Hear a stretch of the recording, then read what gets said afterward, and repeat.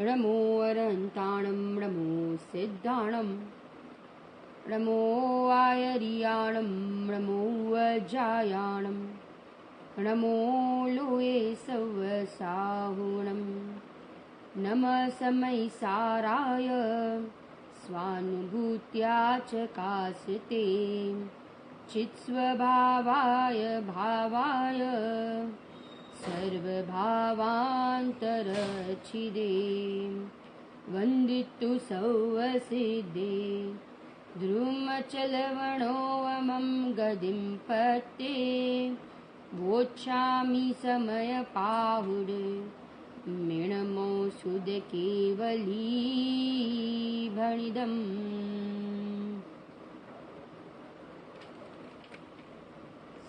समयसार ग्रंथादिराज कुंद कुंद आचार्य देव द्वारा रचित और अमृतचंद्र आचार्य देव द्वारा समय आत्मख्याति नाम की टीका अपन देख रहे हैं। हम कर्ता कर्म अधिकार चालू करने के पहले पूर्व रंग और जीव अजीव अधिकार का सार देख रहे हैं। समय सार में सबसे पहले बड़ा पाप छुड़ाया। कौन सा पाप छुड़ाया? बड़ा पाप। जब तक बड़ा पाप नहीं छूटेगा तब तक छोटे छोटे पापों का अभाव नहीं होगा। सबसे बड़ा पाप कौन सा है? तो कहते मिथ्यात्व सबसे बड़ा पाप है। क्या क्या कैसे परिणाम होते हैं? तो कहते ये जीव मिथ्यात्व के कारण देह में अहम बुद्धि, पुण्य में उसको मिठास है और विषयों में उसको सुख बुद्धि है और परद्रव्य की कर्ता बुद्धि होती है। जब तक इस प्रकार की बुद्धि रहेगी तब तक उसके मिथ्यात्व का अभाव नहीं होगा। निर्णय करना है ना, कल कहा था कि अनुभूति का करनी है। अनुभूति स्वरूपी भगवान आत्मा तो जानने में आ रहा है। जो जानने में आ रहा है बस उसका निर्णय करना है कि जो जानने में आ रहा है वो ही मैं हूँ। क्या कहा दिशा बेन? जो जानने में आ रहा है वो ही मैं हूँ, मैं इसके अलावा कुछ नहीं हूँ। ये निर्णय करना, इसका नाम पुरुषार्थ। क्या कहा राजू आंटी? इसका नाम पुरुषार्थ। निर्णय करना कि मैं ज्ञायक के अलावा कुछ नहीं। कुसुम बेन, ये सारे गिने जो दिखते हैं वो मेरे से अत्यंत भिन्न है। ये सारे गिने हैं, ये मेरे से भिन्न है, ये मेरा स्वरूप नहीं। ना मैं इनका हूं और ना ये मेरे हैं। फिर से दो चीज, ना मैं इनका और ना ये मेरे। परंतु हमने क्या माना? अनादि से इन सबको एक माना। माने शरीर वाला, ये बोलने वाला, ये सुनने वाला, ये पढ़ने वाला, इन रूप वाला अपने आप को माना। इसका नाम मिथ्यात्व। दो को एक माना परंतु दो एक हुए नहीं। प्रीति आंटी क्या कहा? दो को एक माना परंतु दो एक हुए नहीं। अगर दो एक हो जाते ना, अगर दो एक हो जाते दो द्रव्य की भिन्नता ही अलग अलग नहीं होती, सत्ता अलग अलग नहीं होती। तर्क से समझ में आ रहा है आपको? तर्क से कि दो द्रव्य भिन्न भिन्न है, वो कभी एक नहीं हो सकते। भिन्न भिन्न है और एक मानना, इसका नाम मोह। भिन्न भिन्न है और इसको एक मानना, इसका नाम मोह। पुरुषार्थ तो इसमें है कि अपने को ज्ञान स्वभावी मानना, इसका नाम अनंत पुरुषार्थ। क्षयोक्षम बढ़ना, कषाय की मंदता हो जाना, तो कहते इसमें कोई पुरुषार्थ नहीं है।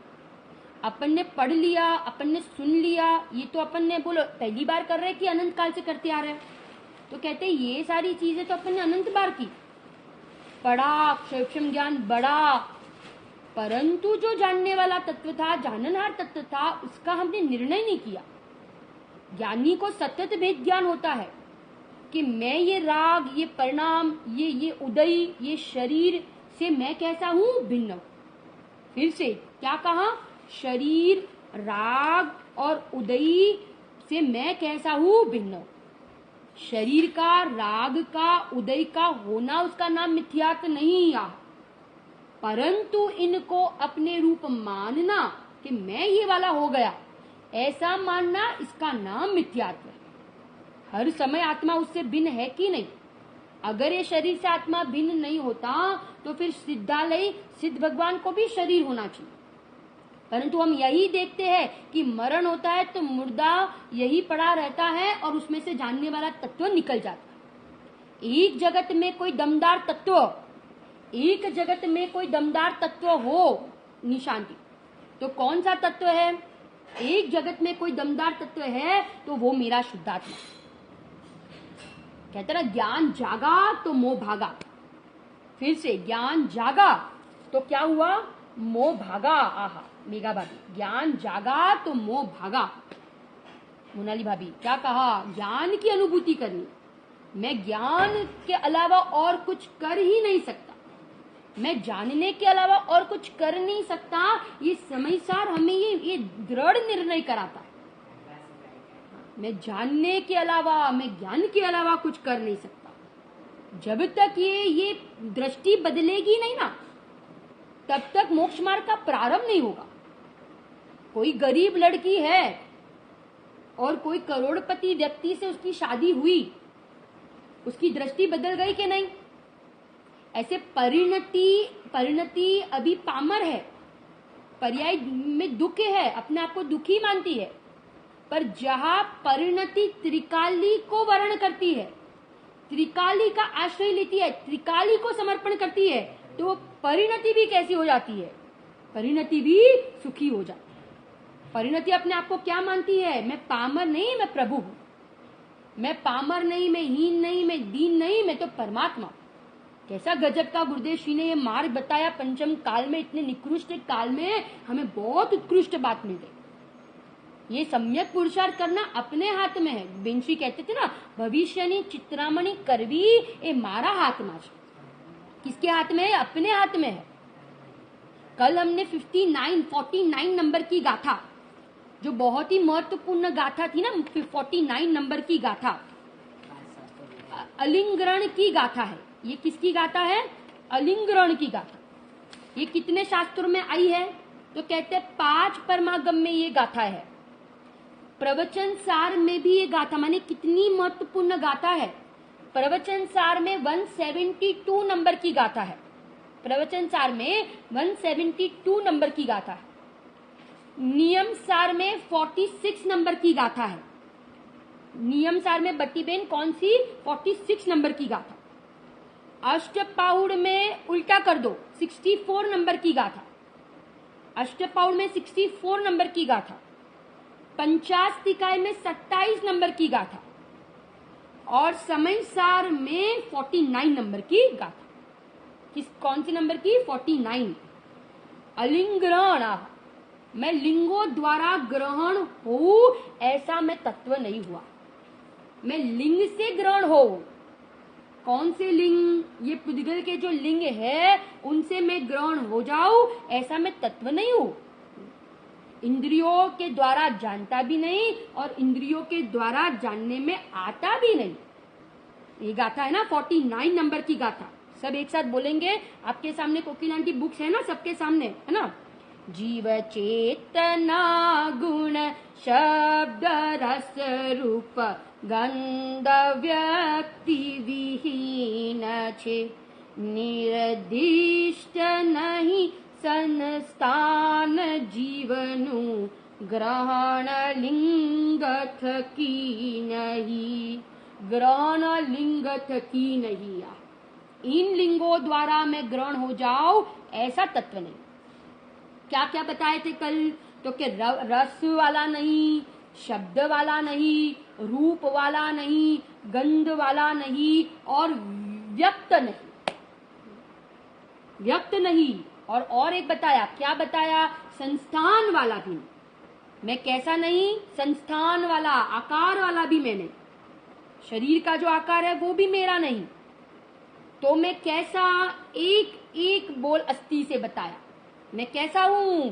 मैं चेतना गुण वाला। कैसा हूं मैं? चेतना गुण वाला। प्रवचन सार में 20 बोल बताए। प्रवचन सार में अलिंगरण के कितने बोल बताए? 20 बोल।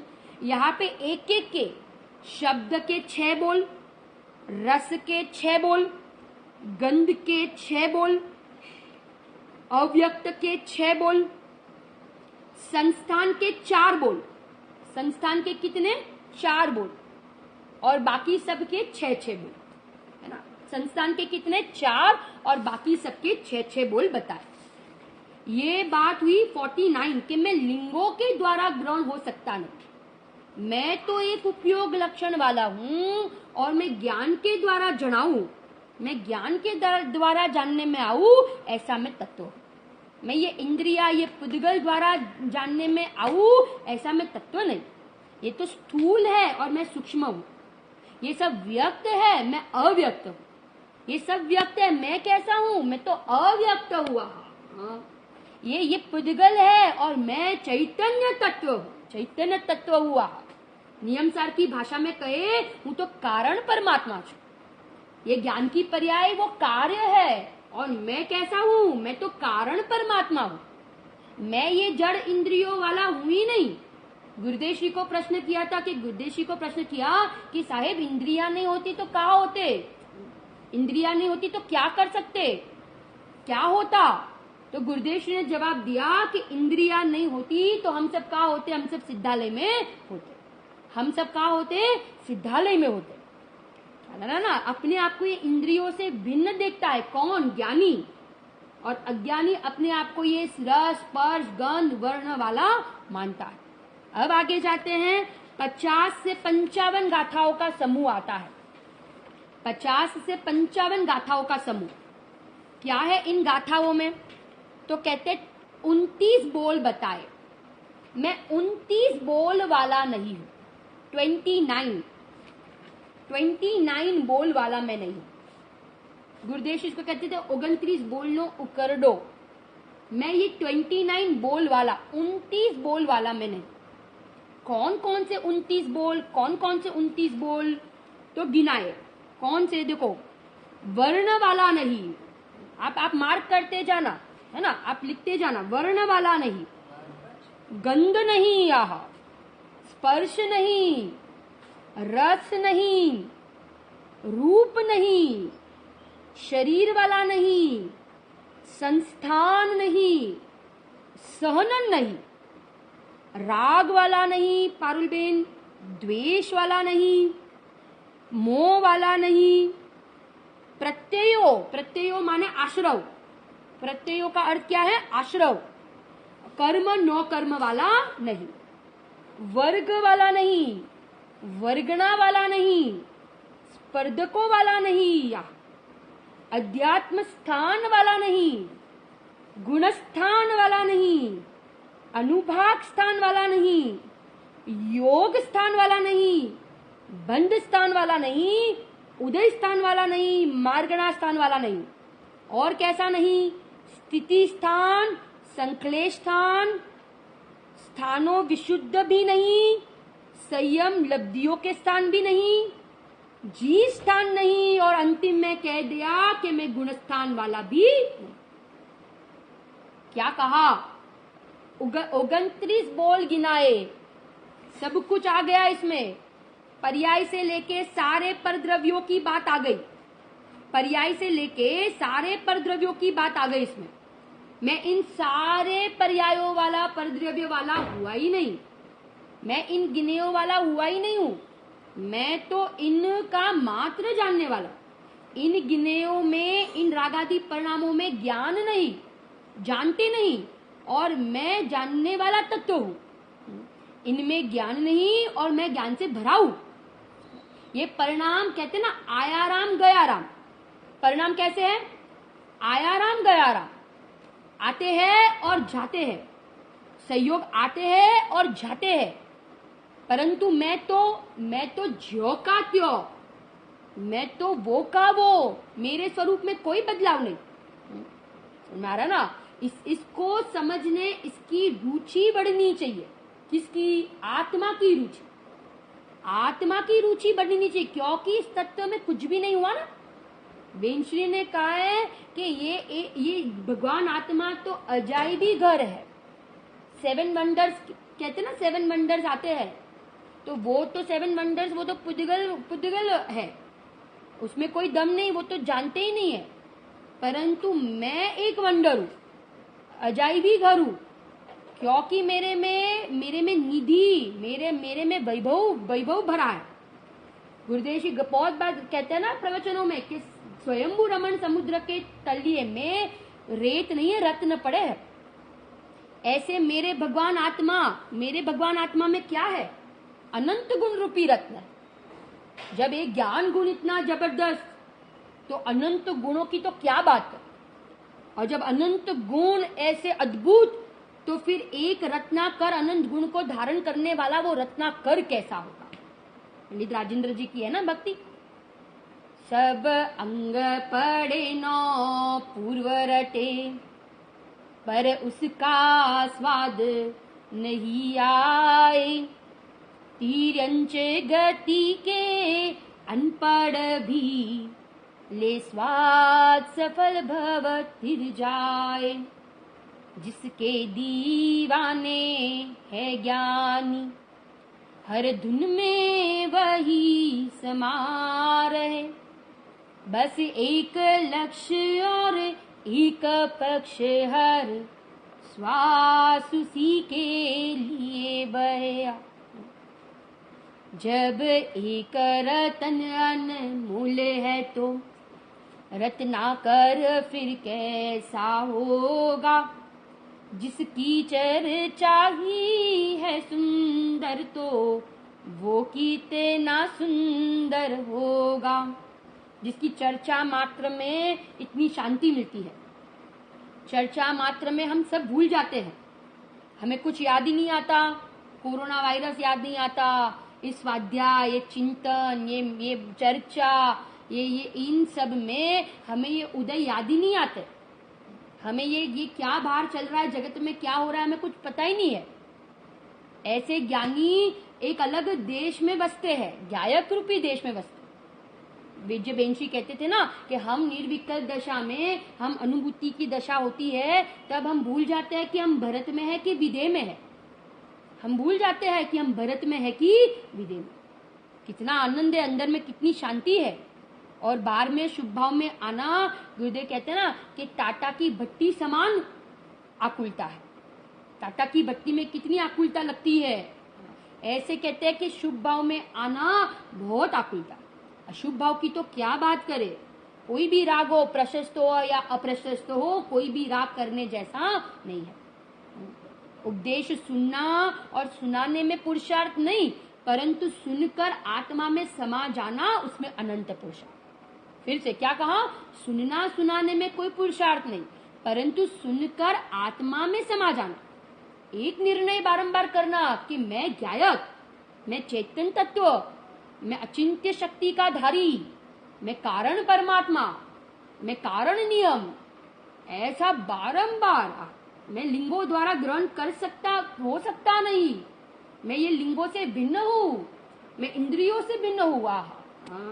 और अस्थि से कहे तो मैं अनंत शक्तियों का धारी। ऐसा बारंबार निर्णय, क्योंकि ज्ञानी को आत्मा का बल होता है और अज्ञानी को सहयोग का बल है। किसी को पैसे का बल है, किसी को पद का बल है, किसी को अपने शक्ति का बल होता है, किसी को क्षयोक्षम का ज्ञान का बल है। परंतु कहते हैं कि इसके आधार से जिएंगे तो नियम से दुखी होंगे। क्योंकि चैडाला में कहा ना, धन समाज गज बाज राज तो काम ना आवे, कोई काम नहीं आएगा, परंतु कुछ काम आएगा। तो क्या आएगा? तो कहते हैं ये आत्मिक ज्ञान काम आएगा। सारे दुखों का समाधान करने वाला, सारी समस्याओं का समाधान करने वाला एक ज्ञान है। कौन है? एक ज्ञान है। कहा ना, ज्ञान भागा तो मोह कर्म भागा। खाली जागरूक होने का मार्ग है। क्या होने का मार्ग है? जागरूक होने का मार्ग। मैं भ्रम को दूर करना है। अब यहाँ आगे जाते हैं 50 से 55 गाथा में ये कह दिया कि मैं ये सारी चीजें नहीं हूँ। वर्णादि से लेकर गुणस्थान पर्यंत, वर्णादि से लेकर गुणस्थान पर्यंत के सारे भाव वाला मैं नहीं। सबको एक खाते में कह दिया। ये सारे पुद्गल के परिणाम में छोड़ो इसकी चिंता। शिवक्षम ज्ञान ज्यादा हो और ना हो तो कोई चिंता नहीं, और ज्यादा हो तो अभिमान नहीं करना। अपने को बड़ा और दूसरे को छोटा नहीं मानना। पैसे ज्यादा हो और कोई गरीब हो तो हम उसको छोटा और अपने को बड़ा नहीं माने। जब तक ये तत्व ज्ञान नहीं उतरेगा तब तक ऐसे अभिमान हुए बिना रहेंगे नहीं। मद हो जाता है। परंतु ये गुरुदेव कहते हैं कि आज तक ये किसी का मेरे में प्रवेश ही नहीं हुआ। वर्णादि से लेके गुणस्थान पर्यंत सब परिणामों का मेरे में नास्ति सर्वोपि सम। इनका मेरे साथ कोई संबंध नहीं, कोई संबंध नहीं। किसका अभिमान करूँ? किसका मद करूँ? पूजा में आता है ना, अभिमान किया अब तक जड़ पर, अक्षय निधि को ना पहचाना। जड़ मेरा है, जड़ मेरा है, यह सोच बना था मस्ताना। पर झुक झुक जाता चेतन। किस पे झुक रहा है? ये मूर्छित कलेवर, ये शरीर, ये पुद्गल का पिंड जो हाड़ मांस लोई से भरा है, इसका स्वरूप हमने कभी विचार किया? कभी शरीर का स्वरूप का विचार किया कि 9 द्वार से निरंतर गंदगी बहती है। इसकी संगति में जो आता है वो मलिन हो जाता है। इससे भी मलिनता ज्यादा, समय सार में कहा, मिथ्यात्व के परिणाम मलिन है। ये देह मलिन तो है ही, परंतु देह की मलिनता से भी ज्यादा ये देह में अपनत्व बुद्धि करना मलिनता है। कौन सुंदर, कौन कुरूप, कौन, किसका जन्म, किसका मरण? मैं अविनाशी, अजर, अमर, पारमेश्वरी तत्व। गुरुदेव जी का जन्म इसके लिए तो हुआ कि हमें ये क्रियाकांड में से हमें ये छुड़ाते हैं और सच्चा मार्ग बताने के लिए गुरुदेव जी का जन्म हुआ। एक होय त्रण काल मां परमारत्नो पंथ। 3 काल में कोई एक मार्ग है तो कौन? ये रत्नत्रय का मार्ग है। आगे जाते 56 नंबर की गाथा। अब यह 56 नंबर की गाथा में प्रश्न किया कि इन सब को तो सिद्धांत ग्रंथों में, आगम ग्रंथों में जीव के कहे कि नहीं? आगम ग्रंथों में ये जीव के कहे ना, तो फिर आप तो कहते हैं जीव के नहीं है।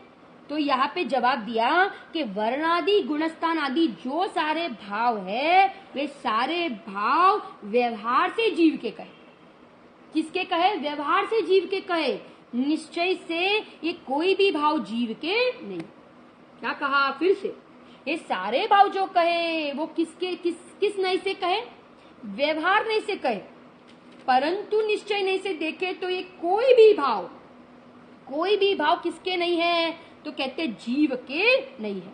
क्लियर है ना? आगे जाते हैं 57 नंबर की गाथा। अब 57 नंबर की गाथा में क्या कहते हैं?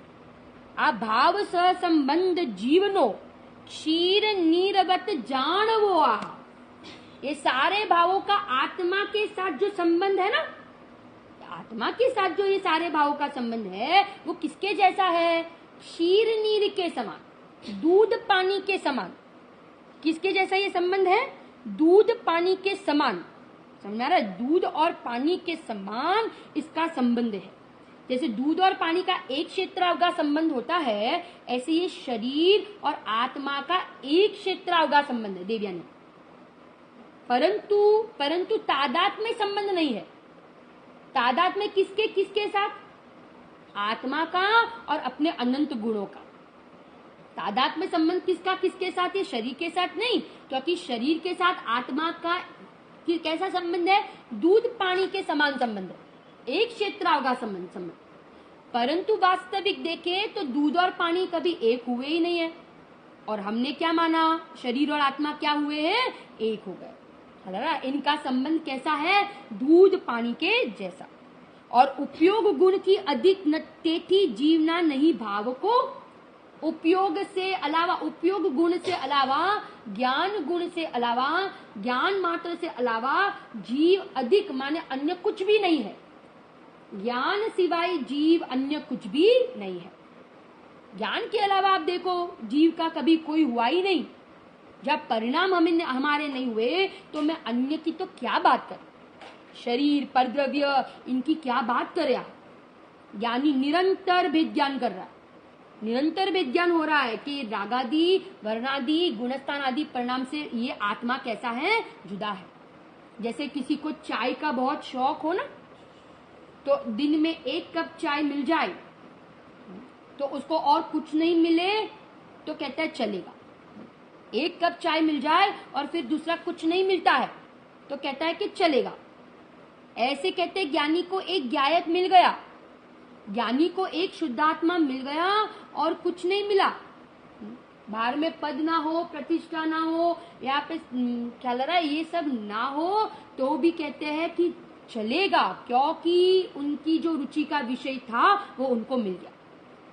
एक त्रिकाली ध्रुव भगवान आत्मा हाथ में आ गया। बेन श्री ने कहा है ना कि मुड़ियू हाथ में आवता बद्दू हाथ में आवी जा। ऐसे ज्ञायक हाथ में मिलते, ज्ञायक दृष्टि में मिलते ही मोक्ष प्राप्त हो गया। चौथे में ही दृष्टि मोक्ष हो गए, चौथे में ही क्या हो गए? दृष्टि मोक्ष हो गए। आगे जाते हैं 58 नंबर की गाथा। अब 58 से लेके 61 नंबर की गाथाओं का समूह आता है। 58 से लेके 61 गाथा, 58 से लेके 61 गाथा का समूह। उसमें एक दृष्टांत दिया है। क्या दृष्टांत दिया है? कि मार्ग के लूटने का। जैसे मार्ग पे कोई व्यक्ति चल रहा है तो वो व्यक्ति लूट गया, व्यक्ति लूटा, परंतु कहते हैं कि मार्ग लूट गया। ये मार्ग लुटाई छे, व्यक्ति लुटाया परंतु कहते हैं मार्ग लुटाई छे। बोलते हैं क्या? मार्ग लुटाई छे। लूटा कौन? व्यक्ति। कहते हैं क्या? मार्ग लुटाई छे, है ना। ऐसे यहाँ पे कहते हैं कि ये कर्म, नौ कर्म, वर्ण जो दिखने में आता है, वर्ण कर्म, नो कर्म, भाव कर्म, ये सब जो जीव दिखने में आता है, तो व्यवहार नहीं से तो कहते हैं, व्यवहार नहीं से तो ये जीव के है ऐसे कहते हैं। जीव मां कर्म नो कर्म वर्ण देखीने जीव ना आ वर्ण छे, जीव के ये है ऐसे व्यवहार नहीं से कहने में आता है। परंतु जैसे वो मार्ग नहीं लुटता, व्यक्ति लुटता है, ऐसे कहते हैं। निश्चय ने से कहेंगे तो कहते हैं कि रस, बंध, रस, स्पर्श, गंध, रूप आदि वाला ये सर्व निश्चय ने से देखे तो ये आत्मा है ही नहीं, ये जीव है ही नहीं। व्यवहार से कहो तो ये जीव के कहे, जैसे मार्ग लुटाई छे एम कही दीधुं, परंतु मार्ग नहीं लुटा तो व्यक्ति लुटाई छे। ऐसे निश्चय ने से कहे तो ये सब जीव के नहीं, परंतु यहाँ व्यवहार नहीं, संयोग से कथन करता है, निमित्त से कथन करता है ना, उपचारित कथन करता है, इसलिए वो कहता है कि ये सब जीव के। परंतु ज्ञानी को कहने के बावजूद भी, होने के बावजूद भी श्रद्धा में ज्ञानी इनको 1% भी अपना नहीं मानता। अज्ञानी और ज्ञानी में क्या अंतर है? अज्ञानी बोलता है कि मैं आत्मा हूं, परंतु मानता नहीं है कि मैं आत्मा हूं, और ज्ञानी कदाचित बोलते नहीं है मैं आत्मा हूं, परंतु हर समय मान रहा है कि मैं आत्मा हूं। दोनों में अंतर ख्याल आ रहा है? नरक गति का जीव है, ज्ञानी है, वो आत्मा शब्द से परिचित नहीं है, परंतु हर समय अभिप्राय में चल रहा है ना कि मैं तो जानने वाला हूं। और अज्ञानी बोलता भी है, परंतु मान्यता में क्या है कि मैं ये शरीर वाला, बोलने वाला, पिदगल वाला, वर्णादि, स्पर्श, रस, गंध, वर्ण वाला। माने ये पूरा मोक्ष मार्ग का मापदंड अभिप्राय के आधार से होता है। किसके आधार से? अभिप्राय का। क्षयोपशम के आधार से, कषाय की मनता के आधार से, कोई क्रिया के आधार से नहीं होता, पर किसके आधार से होता है? तो कहते हैं अभिप्राय के आधार से। अभिप्राय सम्यक तो वो भगवान का लघुनंदन, और अभिप्राय मिथ्या तो अनंत काल संसार में रखड़ेगा। अब आगे जाते हैं। इसके बाद जो गाथा है 61 नंबर की गाथा, 61 नंबर की गाथा में कहा कि वर्णादि के साथ जीव का तादात्म्य संबंध क्यों नहीं है। आपने अभी कहा कि एक क्षेत्रावगा संबंध है, परंतु आप हमें समझाओ कि तादात्म्य संबंध क्यों नहीं है। तादात्म्य संबंध क्यों नहीं है? क्योंकि कहा कि देखो यहाँ पे कहा जो संसार में स्थित जीव है ना, संसार में जो जीव स्थित है, तो संसार में जो स्थित है उनको तो ये वर्णादि आदि सारे भाव है। जो संसार में स्थित है उनको ये सारे भाव है, परंतु जो मुक्त हो गए उनको ये भाव है कि नहीं? बोलो, सिद्ध हो गए उनको वर्णादि, गुणस्थान आदि ये सारे भाव है कि नहीं? नहीं है ना। तो अगर इनका तादात्म्य संबंध होता वर्णादि का आत्मा के साथ, देखो तर्क से समझाया कि वर्णादि रागादि गुणस्थान आदि का आत्मा के साथ तादात्म्य में संबंध होता तो किसको होना चाहिए था? सिद्ध को भी होना चाहिए था, सिद्ध भगवान को भी होना चाहिए था ना। परंतु यहाँ पे कह रहे कि संसार अवस्था में तो ये है, जीव को है, परंतु जब मोक्ष हो जाता है, मुक्त हो जाते हैं, सिद्ध हो जाते हैं, तो ये सबका क्या हो जाता है? अभाव हो जाता है। इसीलिए कहते हैं कि जीव के साथ इनका तादात्म्य संबंध नहीं है। तर्क से समझ में आ रहा है? तादात्म्य संबंध माने क्या? तादात्म्य संबंध माने ये कि जिसका कभी मेरे से अभाव ही ना हो। परंतु कहते हैं कि संसार में संसारियों को तो है निशांति, हाँ, परंतु सिद्ध होने पर, सिद्ध हो जाएंगे तो, सिद्ध होने पर तो क्या हो जाएगा? ये सबका अभाव हो जाता है। आप मैसेज लिख के जरा भेजो ना निशांति, क्या पूछना है आपको? ये मुझे वो वापस वो करने जाऊंगी ना, वो बंद हो जाएगा। इसके लिए संसार अवस्था में तो है, परंतु कहते हैं कि मोक्ष अवस्था मुक्त हो गए तो उनका अभाव हो गया। तो इसीलिए वर्णादि के साथ आत्मा का क्या नहीं है? वर्णादि के साथ आत्मा का तादात्म्य संबंध नहीं है। वर्णादि के साथ क्या नहीं है? तो कहते हैं आत्मा का तादात्म्य संबंध नहीं है। अशांति, ख्याल आ रहा है? क्योंकि संसार अवस्था में है, परंतु ये वर्णादि गुणस्थान आदि के मुक्त होने पर इन सब का क्या हो जाएगा? अभाव हो जाएगा। इसीलिए इनका आत्मा के साथ तादात्म्य संबंध नहीं। गुरुदेव का एक मंत्र, जो छूटे वो मेरा नहीं और मेरा सो जावे नहीं, जो जावे सो मेरा नहीं और मेरा सो जावे। भक्ति में आवे सो आवन हारा, जावे सो जावन हारा, हमको कोई नहीं चिंता, मैं तो हूँ जानन हारा। हमको कोई नहीं चिंता, मैं तो हूँ जानन हारा। एक जानन हारा ही मैं हूँ, परमेश्वरी तत्व, परम उपादेय तत्व। इष्ट कोई जगत में है तो मेरा त्रिकाली ध्रुव मैं स्वयं। अब 62 नंबर की गाथा, अब 62 नंबर की गाथा में क्या कहते हैं कि अगर हम संसार अवस्था में है ना, अगर हम वर्णादि संसार अवस्था में नहीं, अभी तो पहले ये कह रहे हैं कि अगर हम वर्णादि के साथ जीव का तादात्म्य संबंध माने तो क्या दोष होगा? माने ना, क्या होगा? अगर हम जीव के साथ वर्ण आदि का, गुणस्थान आदि का, जीव स्थान आदि का, इन सब का हम जीव के साथ तादात्म्य संबंध माने तो क्या दोष होगा? क्या दोष आएगा?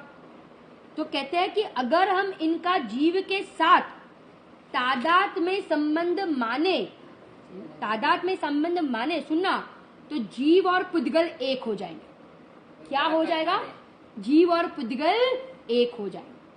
तर्क से समझाया, तर्क से, कि अगर ये पहले तो शिष्य ने प्रश्न किया, क्या प्रश्न किया कि इनका हम तादात्म्य संबंध माने तो क्या प्रॉब्लम है, क्या दोष आएगा? तो कहते हैं कि अगर हम जीव और इन पुद्गलों को एक मानेंगे, वर्णादि के साथ जीव का तादात्म्य संबंध मानेंगे, तो फिर दोनों क्या हो जाएंगे? एक हो जाएंगे।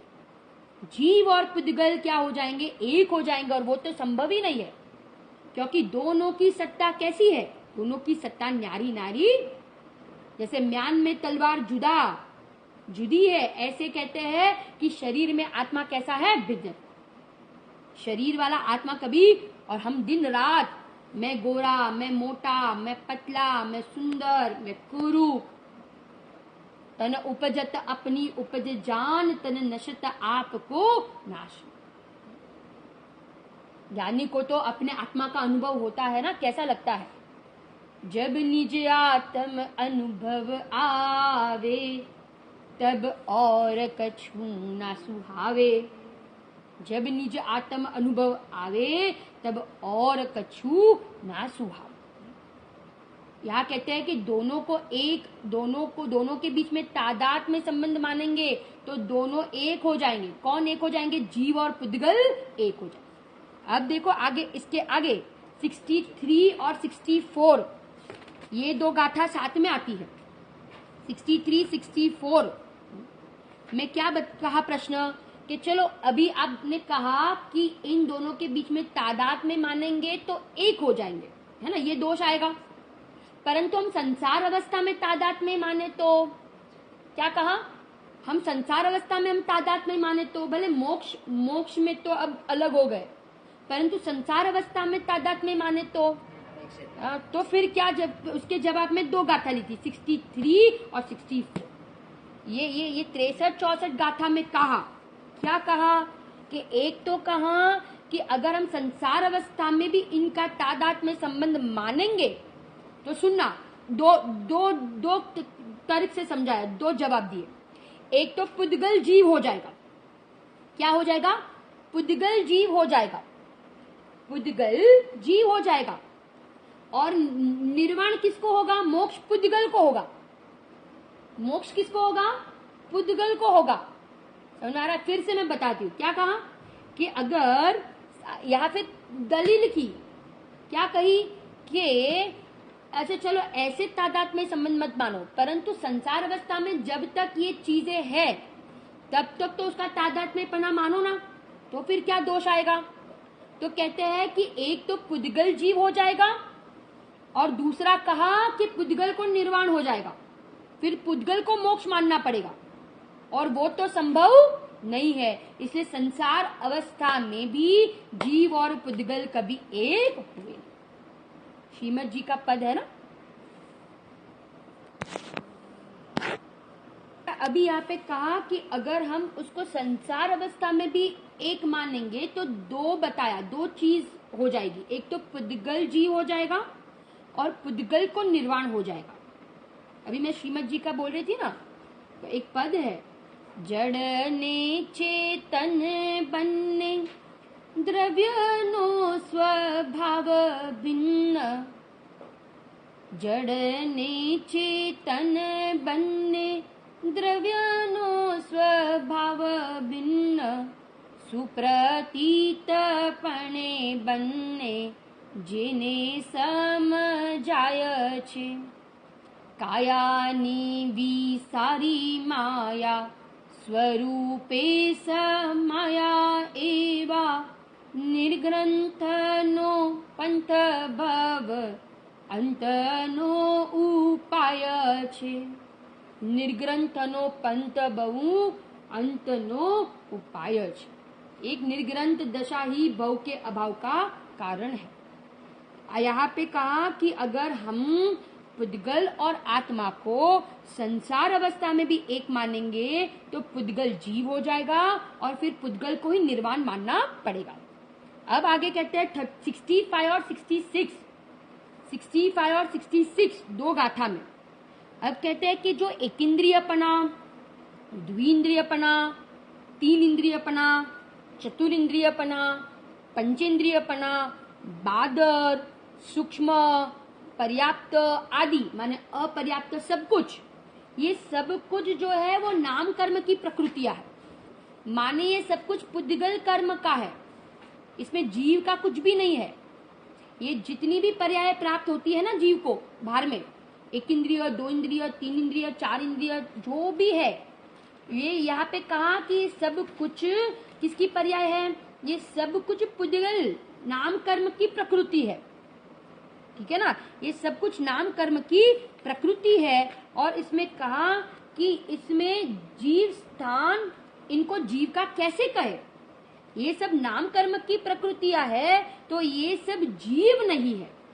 ये सब कौन नहीं है, जीव नहीं, ये वास्तविक जीव का स्वरूप नहीं है, ये सब जीव नहीं। 1 इंद्रिय, 2 इंद्रिय, 3, क्योंकि ये बदलता है ना, और बदले वो जीव नहीं, और जो नहीं बदले वो जीव है। फिर से बदले वो जीव नहीं रहा, बदले वो जीव। पुण्य का उदय, पाप का उदय, नौ कर्म, भाव कर्म, ये सब कुछ बदल जाता है।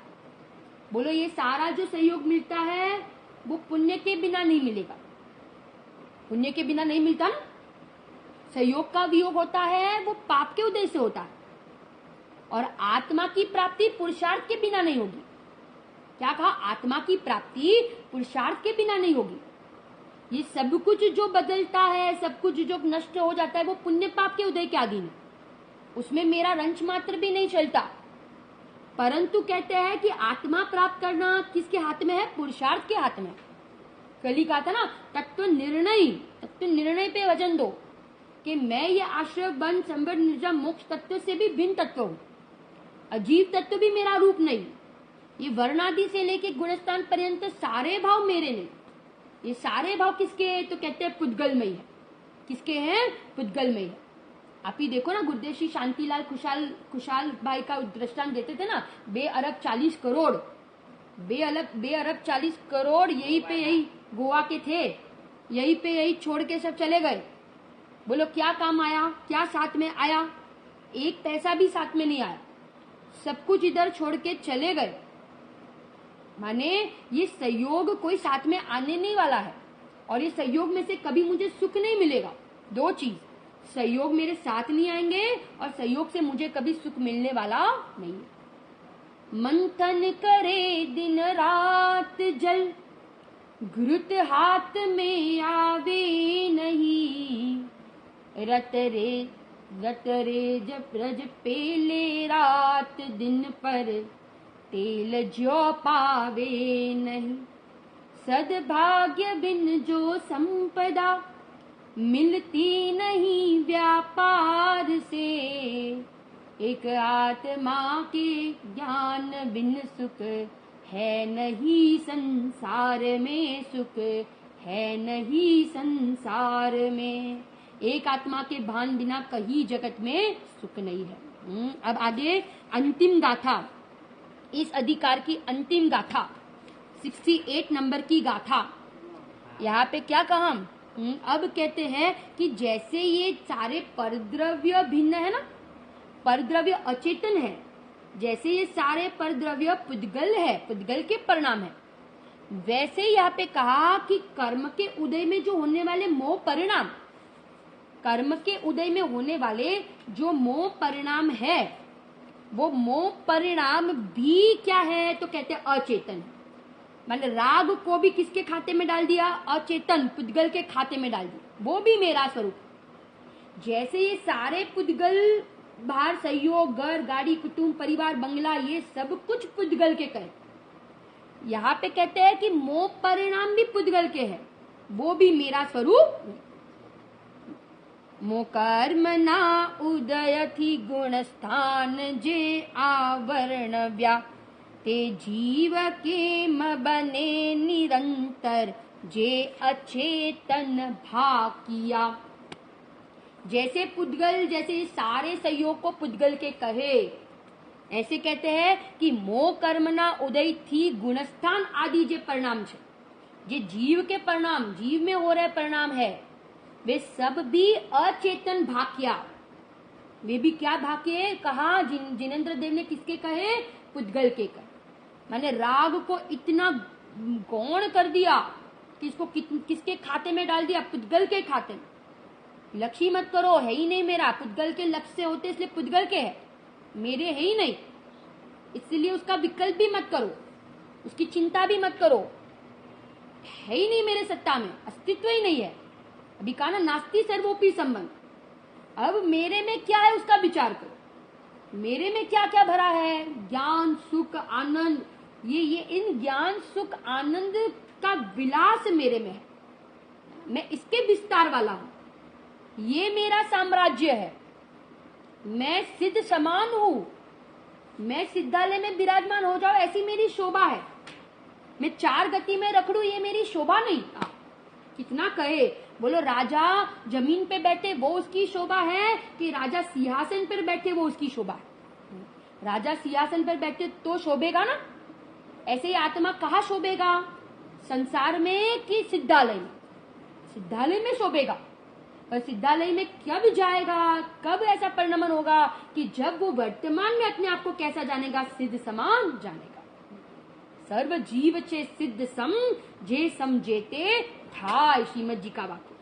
सर्व जीव चे सिद्ध समा, अपने को भी पारनामिक भाव सिद्ध समान देखे या, और दूसरे भी जीव कैसे है? सारे भव्य जीव, अभव्य जीव, मिथ्या दृष्टि, सम्यक दृष्टि, ज्ञानी, मुनिराज, केवली, सब के सब कैसे है, एकमात्र ज्ञान दर्शन उपयोग स्वरूप।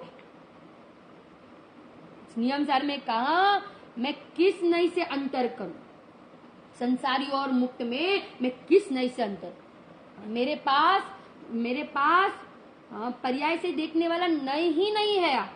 क्या कहा, जबरदस्त मार्ग बताया है, ऊपर चढ़ने का मार्ग बताया है, सबको अपन ऊपर उठाए। गुरुदेव जी अपने को ऊपर उठाते हैं कि हम अपने आप को दीनहीन, ग्रस्त, धंधे वाला, है ना, कपड़े वाला, ये सूक्ष्म ज्ञान वाला, राग वाला, मंदिर जाने वाला, पढ़ाने वाला, पढ़ने वाला, ये औदेक भाव वाला नहीं मानो, परंतु मैं इन सारे भावों से भिन्न कौन हूँ, उपयोग लक्षण वाला हूँ। ऐसे हमने 68 गाथा तक आज जो जीव अजीव अधिकार है वो पूरा हमने आज देखा, आज पूरा हुआ।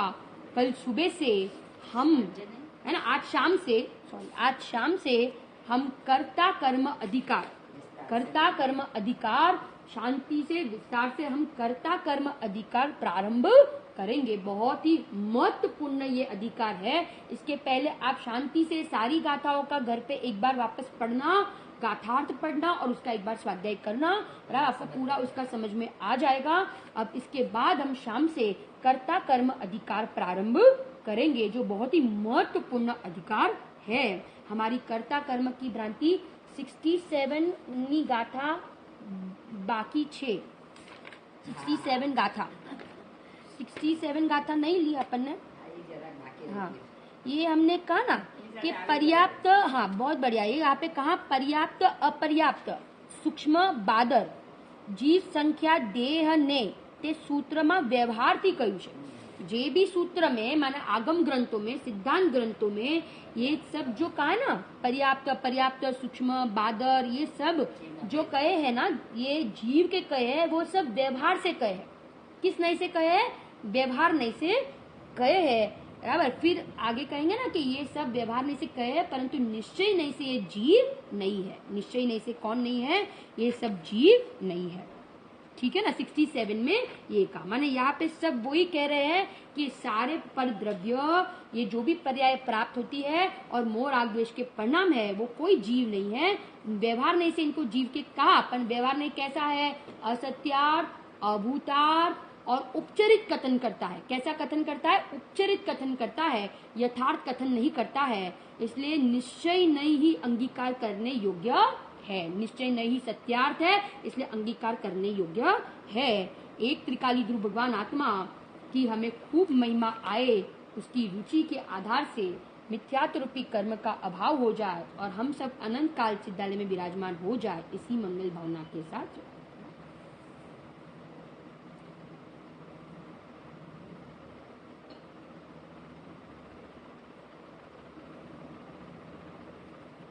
हाँ राजू आंटी, हाँ આવે છે।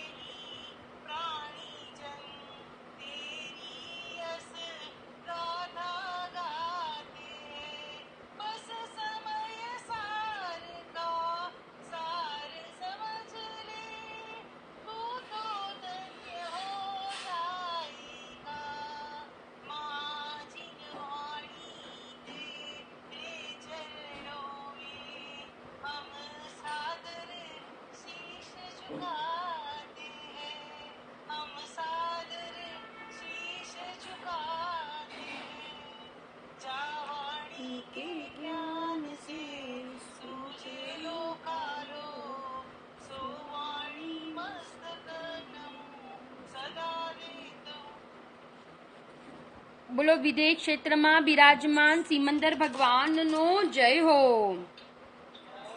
બોલો છઠ્ઠા સાતમામાં ઝૂલવાળા સર્વ ભાવલિંગી મુનિરાજનો જય હો. બોલો ભરત ક્ષેત્રના સમર્થ આચાર્ય કુંદ કુંદ દેવનો જય હો. બોલો સમયસારજી ગ્રંથાદિ રાજનો જય હો. બોલો અનંત અનંત ઉપકારી સદગુરુ દેવનો જય હો. પ્રસમમૂર્તિ ભગવતી માતનો જય હો. જીન શાસનનો જૈન ધર્મનો જય હો.